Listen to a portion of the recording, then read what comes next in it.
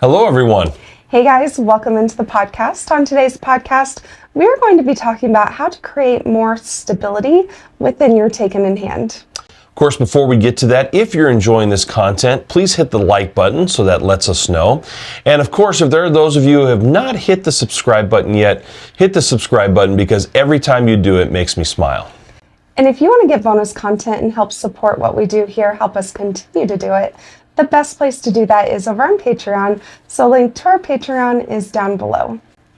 So this is actually, for me, I think a really important topic because it's something that it took me a while to really understand. I will be honest. I wonder if, as we talk about today, that a lot of head of households can relate to what we're talking about today. I think that this is somewhat of a missed point with couples because when you are starting your domestic discipline, there's so much to do. Like there's so many things that you need to think about and consider that this is one that somehow falls through the cracks a lot. And that's because the big things, creating rules, creating structure, establishing respect and communication and, obedience and all those things that are really big and important and absolutely pivotal to the success of your relationship. Those are the things that kind of draw your attention most. And you don't really think about consciously how to really create emotional stability within your relationship and more specifically within your Taken in Hand. Absolutely. In fact, I think this is something that also is the hardest of everything that you do. I mean, not to say that putting the rules together is not hard. I mean, all of these things can be challenging, really is the word. But this is something that really requires a lot of that mental energy, I think, and also really from a head of household perspective, it's you changing the mindset of where you've been, because this takes the most mindset type of change, I think. At least it was for me as the head of household. And I can say the reason this is so important from the perspective of a Taken in Hand is that I have been on this journey of becoming more submissive. And through that journey, it requires a new level of vulnerability. And when you ask your Taken in Hand to submit to your authority, to become vulnerable to you, you have to then create stability, because I was used to, before domestic discipline and even in the early journey of our domestic discipline, I was used to creating that stability for myself, but that was creating a lack of vulnerability. So as I've grown in my vulnerability, I depend on you creating that stability for me and within me, because that's the only way that I can be vulnerable to you, and that's the only way that I can truly submit to you. Yeah, and for the head of household, the biggest switch for me is that when you give that over to me and say, I'm not going to regulate myself any longer. I need you to be that rock, for example. And it's not that you are going to be regulating me completely forever. Right.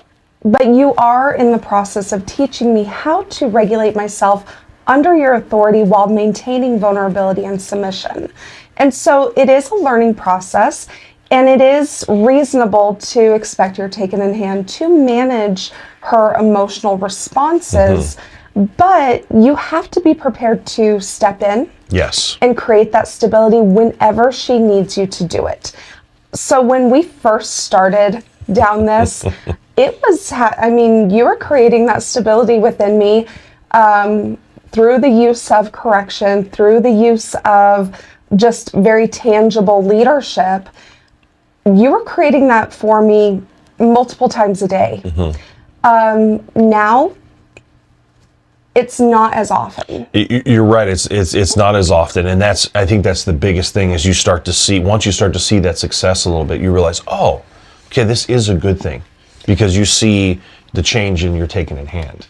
It's often enough, though, that it's still considered ongoing. Yes. Oh, yeah. Oh, yeah. And you can never not pay attention to it. Yes. Because you have to be prepared, even when you have a take-it in hand that's super stable, things are going great, you still have to pay attention and be prepared to step in at any moment, because emotional spirals can happen at any time. Life gets stressful.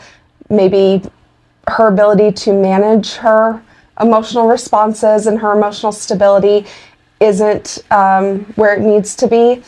And that can happen regardless of where you are in this journey. So you have to realize that you have to pay attention and you have to be prepared to do that, because as a head of household, you are setting the tone of your home, and it is your job to create that emotional stability within your take it in hand. I'll tell you, you brought up that word, paying attention. I thought I paid attention to things. No, seriously, I really thought I paid attention to things until we started this part of the process. And then you realize, head of households, you may be going through this right now. Oh, wow, I don't pay attention nearly enough the way I need to or the way I thought. Now, this is a good thing. Don't be discouraged by this. This is something very, very positive, because what you're realizing is okay, I need to up that. I need to have more ability to pay attention. I need to really cultivate that within myself. Not only just for me to make me a better head of household, but for her. She needs that. And our relationship needs that. And that may be also what you realize, oh, that's why we were having trouble before, because I thought I was paying attention to certain things and I wasn't. And so this is a good thing. Don't run from it, but it is also the most challenging for any head of household, because you are trying to, we talk about raising the bar a lot here, especially when it comes to taking a hand. This is where you're raising the bar on yourself, and this is where it is going to be fairly difficult to try and get up to that at first. You're not going to be doing metaphorically 100 push-ups here right away. You've got to start small and really cultivate it, and just keep working. You're going to fail a lot in this process. I thought, I'll be able to, just give me a week or so, I'll be able to really get up to something. No. I've failed a lot about paying attention to some things, and it just takes time and a lot of failure, and being able to just slowly realize, okay, I need to pay attention to this, I need to pay attention to this, and just make small goals for yourself. But it's so important to realize that this is a very, very crucial part of the process. I think that's such an important thing to point out. Just like you increase and develop your discipline systems, just like you increase and develop the standards that you have for your take it in hand, this is something that you do have to look at. Where am I right now? How can I improve? But don't think that you're going to be able to pay attention to all of the things perfectly right from the beginning. This really is not one of those areas that you can kind of fake it till you make it, because you will get overwhelmed. Yes. You will not want to continue to do it. And so you have to think through, okay, what is an area that is really important for me to pay attention to? And I would say that this emotional stability aspect, just say, okay, I'm going to really pay attention to her body language. Mm-hmm.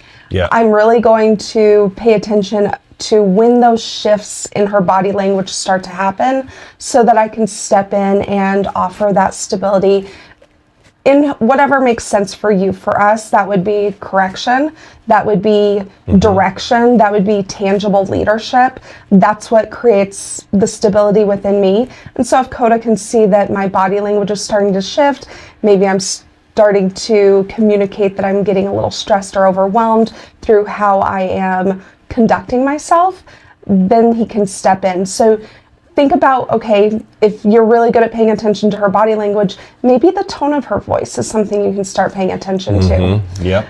And then maybe increase it to her word choices. Maybe that could be a cue. Eventually you will start to be able to pay attention to all of these things, but you do need to just slowly get in that habit. It's kind of like, I think of it as flexing a muscle, right? When you're first trying to do, to strengthen a muscle or muscles, they're not strong at first. And so you really have to pay attention. You have to work. You have to do that. You have to be consistent with it. And then eventually those muscles really start to strengthen, and then you can start working on other muscles that you're trying to strengthen as well. This is the same thing. You are trying to strengthen muscles that you haven't before. You're trying to pay attention to body language. I thought I was paying attention to that. Really, I thought, oh gosh, there's a lot that I miss. Tone. That way, your speech has been a big one, and even with myself, you're just really paying attention to how she talks. And I think it's important to note that I am expected to go to Coda if I can feel myself becoming stressed or overwhelmed. I'm expected to go and ask for that regulation. This really is just more about him being able to recognize it before I recognize it within myself, so that he can step in and offer that regulation before I am really recognizing it and able to ask myself. Because that's the ultimate goal, right? The ultimate goal of you as a head of household is to try to get to the point, again, this is a journey, right? But try to get to the point where she's not having to ask for things. I'm trying to get to the point where she's not having to ask to be corrected. She's not having to ask to be regulated, all of those different things, that I'm seeing it before it happens. I mean, that is the ultimate goal. And to be able to correct her for things before they can potentially get to, we've talked about before they get to where it just spirals out of control and now you're at a punishment. That's why the correction can be so helpful. But that's your goal ultimately, head of households, is to pay attention to all the things that we've just talked about with body language and tone and and speech and all those kind of things, to really try to get to the point where you're taking a hand, realizes, wow, he is really paying attention to such detail that I can relax. I can feel more stable because I know that before I even ask that I need something, he's going to know. And I think that is kind of a dichotomy that you have to wrap your head around, because I think that for a lot of people, when they think of this concept, they think that's going to create that like stress of like walking on eggshells, like, oh, he's watching every move I make. I need to make sure that I'm presenting well and that, I'm doing everything perfectly. That's actually the opposite effect. Absolutely. When Coda's not paying attention and I don't feel like I have that oversight, that's when I start to become insecure. That's when I start to feel like I'm walking on eggshells, because I don't know where the standard is.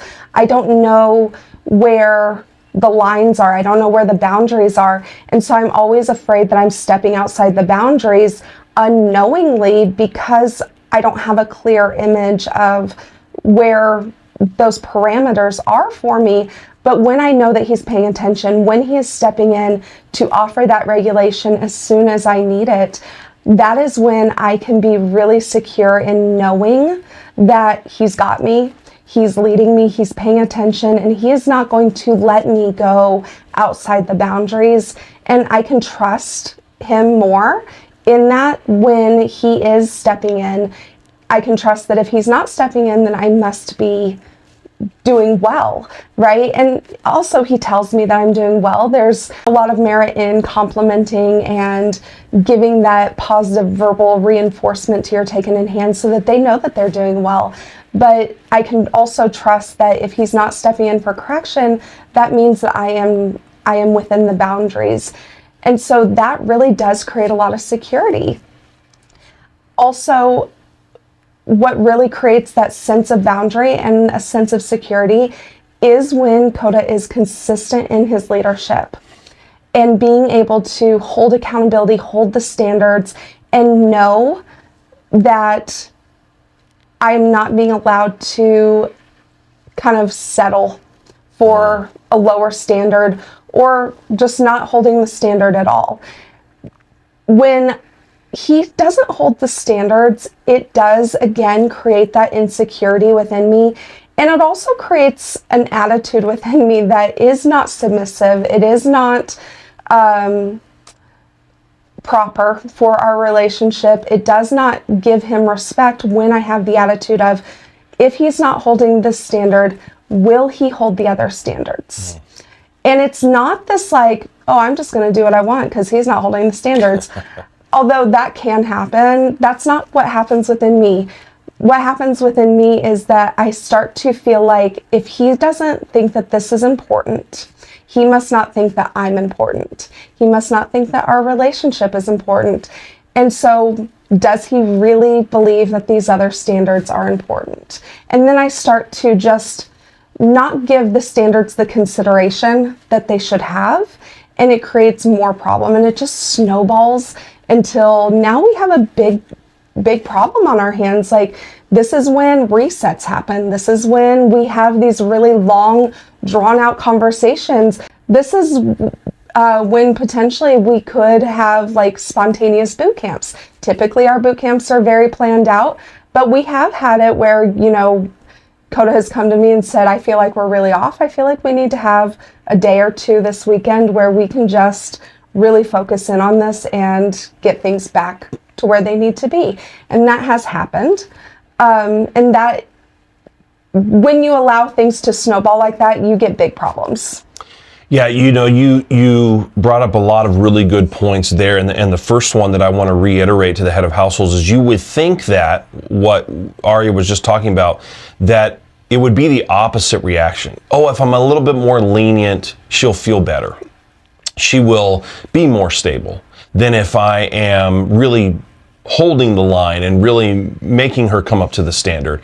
Then she's going to be on eggshells. No, it really is truly the opposite. And this is something that I really want to hit home with you all, because this is something that I really did not understand. And I was really torn. I was having a lot of conflict inside because it didn't make sense, as they say, on paper, right?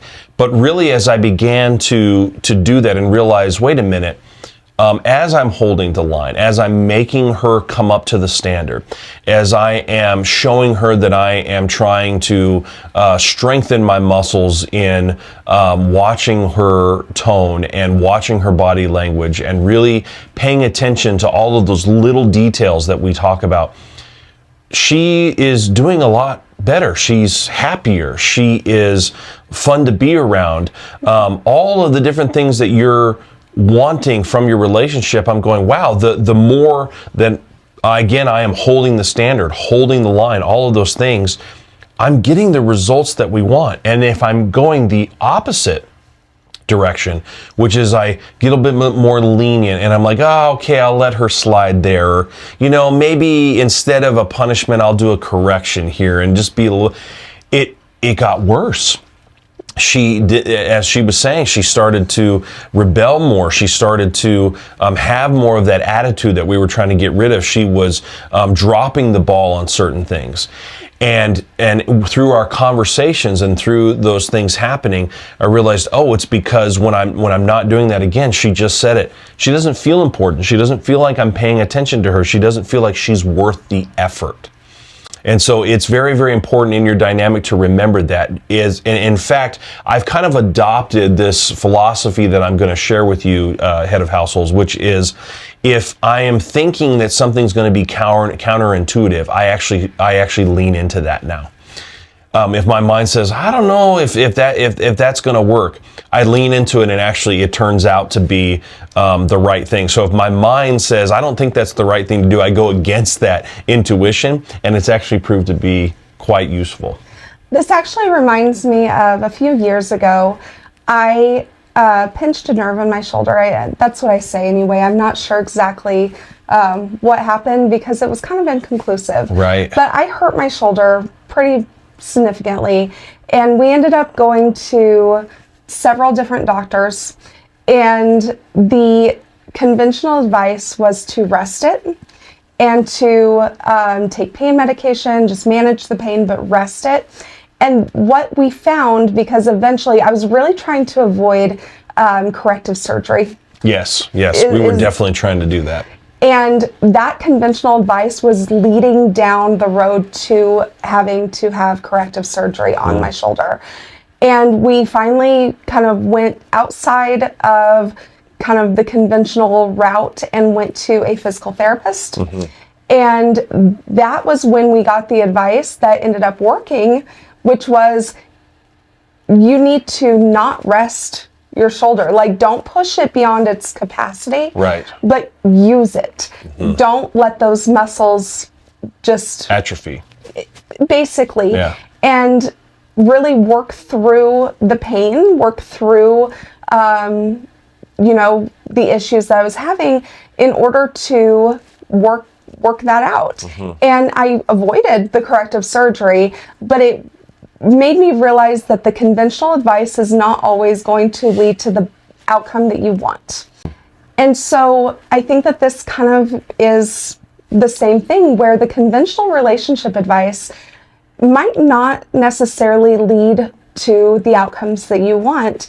And what you feel intuitively would be the best route might actually be leading you away from your goals. You brought up a really good point there that, you had to work through some of the pain. And that's the hard part in this part of the relationship. I mean, not to say that it doesn't happen through all of domestic discipline, but especially in this part that we're talking about today, you're going to have some growing pains in your relationship. You're going to have those moments where it is going to be tough because you're, again, working through some things that you've never done before. You're working those muscles. You're strengthening those muscles that you've never had to strengthen before.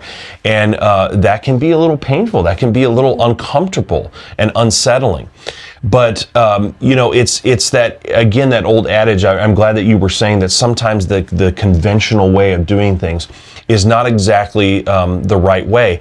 And so what you have to embrace, what you have to understand, head of households, I'm talking to you now at this point, is that, again, that leniency, that just kind of allowing the standards to go here and there or sway a little bit, that is not going to help your situation. That is not going to help you grow. It's not going to help her grow. It's not going to help your relationship. It's by towing that line. And you may say, well, there's some outside people that voices that may be noticing some differences and saying, oh my gosh, I don't know if that's healthy. I don't know if that's right. Don't listen to those voices. Do what's right for you. Don't listen to the outside voices. Don't look at all of the other ways that people are conventionally going about doing things. Pay attention to the way you want things to be and how you're seeing the growth, and more importantly, how you're seeing success in your relationship as you're going about these things. And then what you'll find is okay, it's definitely unconventional, but it's working and we're getting the results, and that's the most important thing. The best way to be able to hold standards and be consistent in your leadership is to make sure that you are not overwhelming yourself or you're taken in hand with the standards that you have set. So if you are feeling too overwhelmed to pay attention to everything that you have, maybe tailor it back. Maybe say, for right now, these are the standards, and you have to communicate this to your taken in hand. Yes. And communicate to her, these are the standards that I'm holding you to, and I'm going to become really consistent with this. And then we will add things on as we are both feeling ready and capable to take that next step. Absolutely, absolutely. And I think that's a really good point. It's just like going back to that muscle analogy. Maybe you're lifting too much. So you have to go back and you have to get really strong lifting that lower weight level before you go up to a higher weight level. But just that consistency is what's important. And that's not to say that the standards should be lower. It's That's right. saying that the number of standards that you are going to be paying attention to, lower the number of standards. Don't lower the standard itself. You still want to hold a high standard. You still want to make sure that you are communicating the importance of the standard. But instead of having maybe 10, 15, 20 things that you're paying attention to every single day, maybe tailor that back to five to seven, that you can really make sure that you are hitting these points, that you are paying attention to these things, and that you are being very, very consistent to hold accountability. And as those become habit, and as those become comfortable, you can add on new things, or you can raise the standard of what it looks like to pay attention to those things. Whatever makes sense for your relationship, but just don't try to do all the things all at once. If we had started domestic discipline with the standards and structures and expectations that we have today we would have quit within 3 months. Oh, absolutely. It would not have been pretty. Absolutely not. Yeah. So if you are just starting out, just realize that it is really good to look at couples that have been doing this for a long time as inspiration and to get ideas, but do not try to implement everything they do, because they've been doing it a long time. They have built habits, they have raised standards over time, and it's just not possible to be there when you are first starting. And what you need to remember as well as you're thinking about this is, as you're evaluating your relationship by maybe listening to this podcast, is think about the standards that we currently have now. Are, if you're having difficulty in your relationship, is it because you're not holding those standards? And so you need to, again, maybe, as Ari was saying, you need to cut back a little bit and make it and really get fewer standards and get those really solid before you add more? Or is it now time that you've outgrown those? You've done really well there. You're lifting those weights with ease. Now it's time to add more weight to it and make the standard get higher. Both of those is what you need to do to evaluate in your relationship where the next step needs to be, and if you're having some of those challenges that we've talked about today. In our post show, we are going to talk more about how having high standards creates more emotional stability within your Taken in Hand. Yeah. So if you want to join us for the post show, it is open to members, YouTube membership or Patreon membership. Links to both of those options are down below for you if you want to join us over there. Otherwise, we will talk to you next time. See you later.